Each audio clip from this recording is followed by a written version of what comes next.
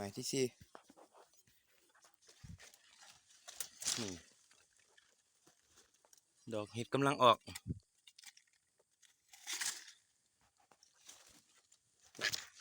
ครับดอกเห็ดโอ้กำลังปรุง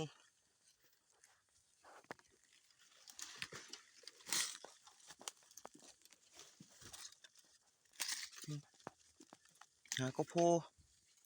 หากระปุงก็จอไปแจ้อยู่เด้นี่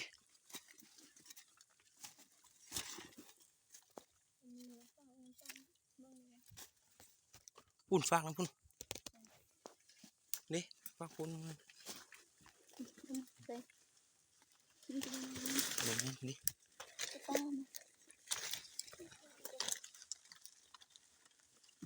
ลุมตรงนี้นะครับ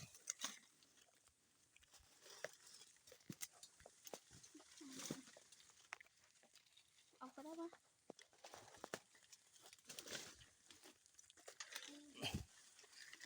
นี่เลยนะ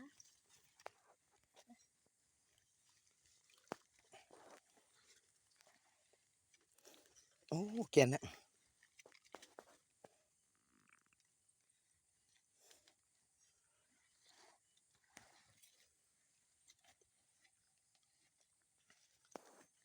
นี่นักเก็บเห็ดมืออาชีพยิ้มเหงื่อไหลเต็ม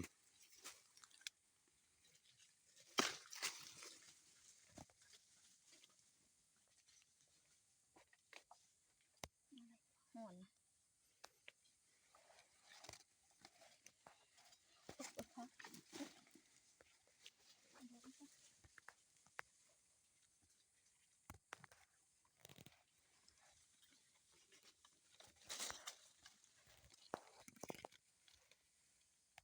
กำลังออกเนาะ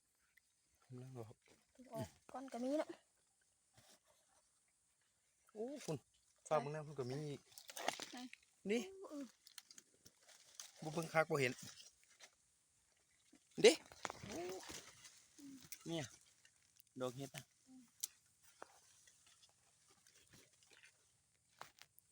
หลายอยู่เห็ดบอลเนี่ยดอกบัวใหญ่บ้านเห็นคักระวังตะเหยียบมุน เอาน้ำมากินก็ดูหอนแห้งอย่างนั้น ฝันนั้นเราพอหายน้ำมาอะไร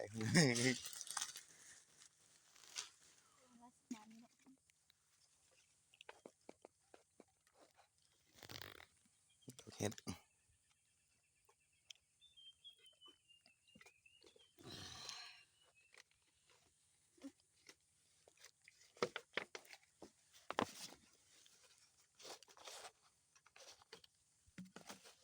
ดูไว้ตัวนี้นะ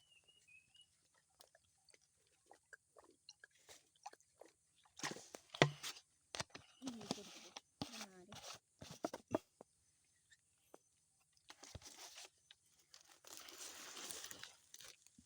เกือบนั่นเกือบมีคนนะ ต้องจะมีวิธีปูเลยนะ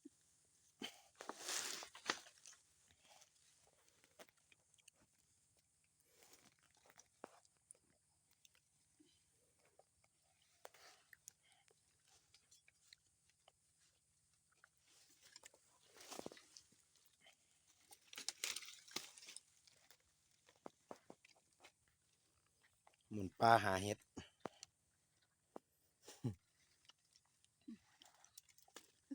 ไม่เอาเลยนะ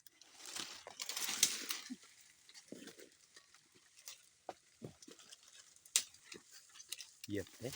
บอลตีนเจ้านะ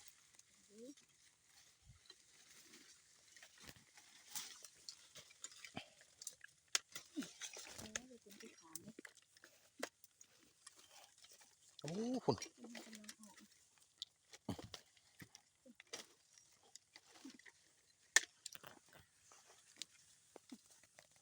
เบิ้ง เสร็จแล้วดอก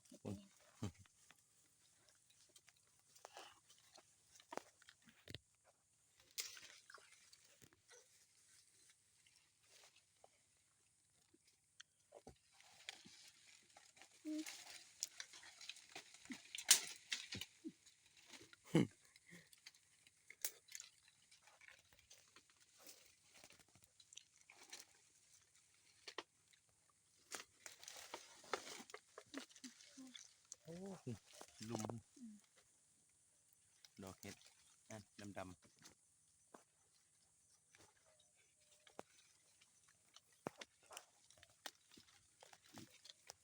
คือการใช้บ้านเนี่ย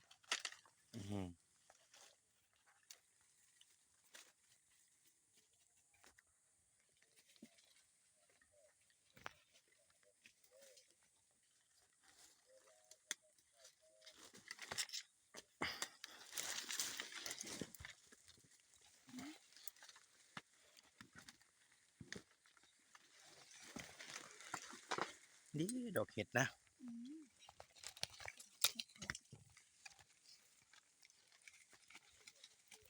กินไม่กินนี่ เอ๊ะ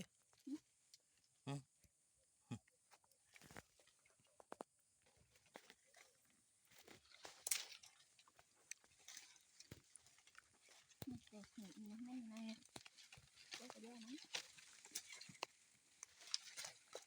นี่ด้วยนะ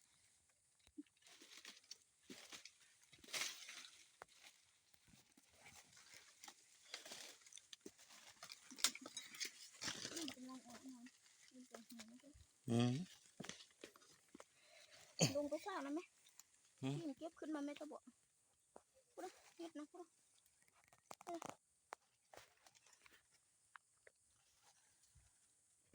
นี่ไงอ่ะ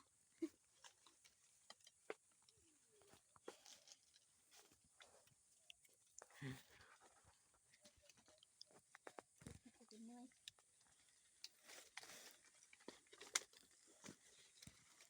โมง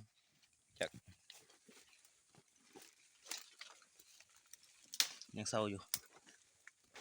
โคมพอในมอดเลย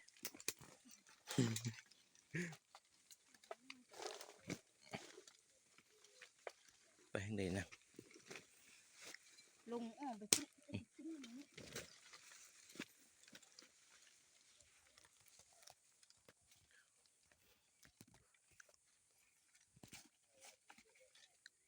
ตัวอยู่ข้างเขาเอาแล้ววันนี้